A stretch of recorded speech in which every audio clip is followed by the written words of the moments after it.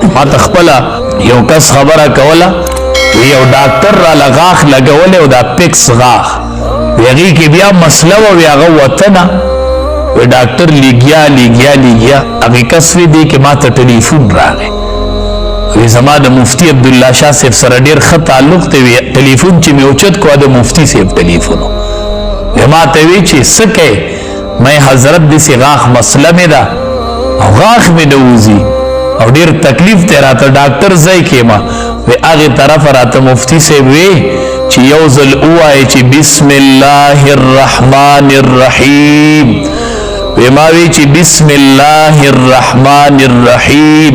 چې وی څنګه مې دا وویل وی چې ډاکټر ته ووایه چې اوس غاښ له ټک ورکړي وی چې ډاکټر غاښ له ټک ورکوي غاښ مې کته لاړ دا د بسم الله برکت و خو مونږ خبر نه یو چې دې قرآن کې الله څومره برکت ایښو دی څومره لوی طاقت دی په یو بسم الله کې چې کله مونږ او تاسو ډوډۍ ته کینو که نه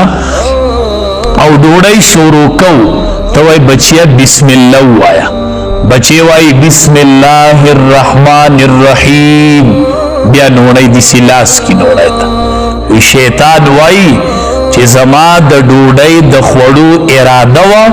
خو چې د بسم الله ووینو په ډوډۍ کې راله برخه ورکه کړله په یو بسم الله سره په ډوډۍ کې د شیطان برخه ورکېږي چې کله مونږ بسم الله ووایو کسانو ډوډۍ خوړله نبی کریم صلی الله علیه وسلم ورته کتل دې کې یو منځ کې بسم الله وویلله نبی کریم صلی الله علیه وسلم په خندا شو ولې خاندې د الله حبیبه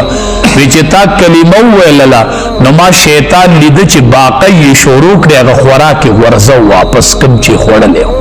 یو مجلس کې امام الانبیا نبی کریم صلی الله علیه وسلم ناسه کسان رالل کېناستل ورسره ډوډۍ ته هغه ډوډۍ ډېره زر ختمه شوله نبی کریم صلی الله علیه وسلم ورته وفرمایل وی که تاسو بسم الله ویلی وی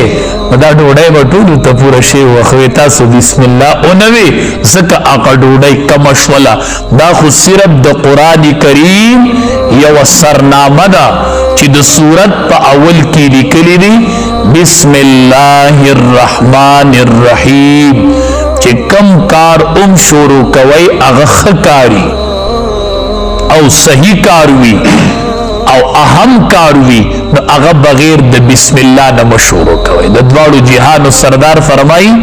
چې کم کار بغیر د بسم الله نه شروع شي هغه بې برکت وي هغې کې برکت نه او چې کم کار په بسم الله سره شروع شي هغې کې برکت وي سیس ته لاس ورچئ نو لاس ښې ورچوه او هغې پسې بیا وایه بسم الله الرحمن الرحیم باس ته بیا ګوره چې هغې کار کې الله څومره برکت ورچي هغې کار کې الله څومره طاقت ورچي ډېر کله ته مونږ په یو کار لګیا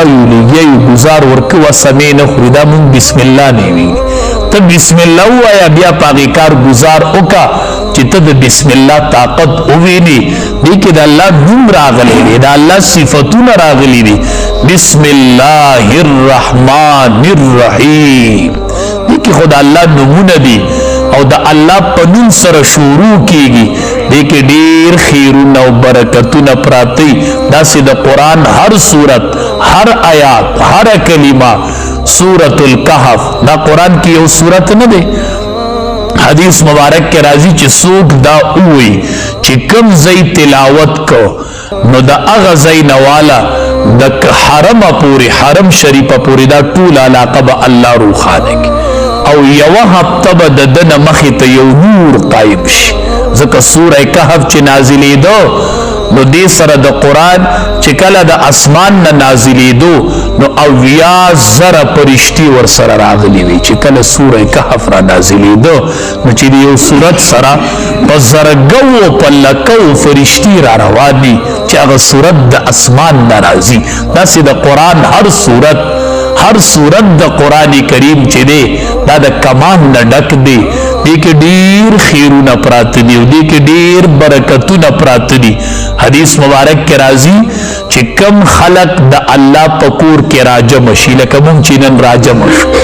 او دی لولي قرآن ویتدارسون او د یو بل سره لولي څوک زده کوي او څوک ورته وي لکه دا مجلس چې تاسو یې هره شپه قایموئ نه تاسو خبر نه یې چې قرآن لولي او د یو بل سره یې داسې اړی راړي درس د قرآن کوي وی ملائک راکوشي د رحمت او دا ټول مجلس نه داسې ګیره رواچي ټول مجلس نه غیر چاپیره کینی او رحمت پہ دا اللہ رووریگی او د دې مجلس ذکر اللہ د ملائکو پا ټولگی کی پا اسمان کی اوکی د دې کسانو ذکر متد اللہ یاد پا جماعت کی وکا او اللہ بستا یاد د ملائکو پا ټولگی کی وکی نتی خلقو کی یاد ہوا او اللہ بتا د ملائکو پا ټولگی کی د قرآن کریم پا وجہ یادی چی کلتا د قرآن خبر علی قرآن سره مینه ساتي قرآن تلاوت کوي امام شافعی رحمت الله علیه وای مکی نه مدینی منوری تتلما د علم سفر می شروع کو شپاړه سورزی می مزل اکو پیادا